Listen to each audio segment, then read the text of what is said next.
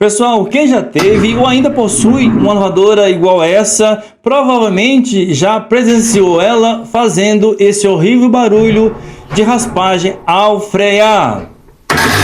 Se você quer saber como resolver esse problema, vem comigo. O que vamos fazer? Nós vamos abaixar a lavadora, acessar a mecânica e primeiramente tirar a polia. Após tirar a polia, você vai tirar o atuador de freio. Assim que tirar o atuador de freio, você vai retirar o braço coajetado. E na sequência, você vai retirar a catraca. Então essa catraca aí é que provoca, é que faz esse barulho. É a autora desse todo barulho aí. Aí você me pergunta, Luiz, trocando essa catraca já resolve o problema do barulho? Não.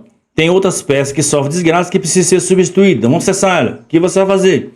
Você vai tirar essa tampa inferior, a bandeja inferior onde fica o rolamento, e nós vamos acessar essa caixa de engrenagem. Percebe aí, ó.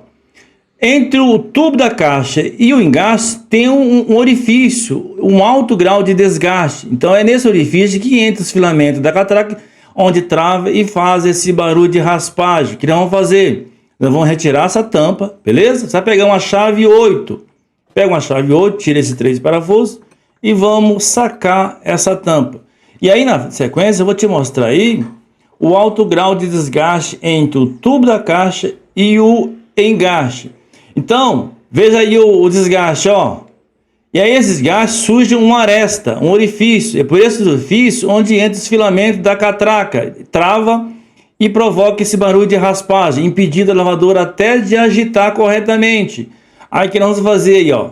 Nós vamos trocar a tampa da caixa, a catraca, o eixo peão tá aí, ó, esse compridinho. Nós vamos trocar também o engaste, tá bom? Não adianta trocar somente a catraca, pessoal. É preciso trocar todo esse elemento aí. Aí ao desmontar, se tiver seco, coloca um pouquinho mais de óleo. Talvez não precise, mas se precisar, você coloca um pouquinho de óleo ou graxa, tá bom?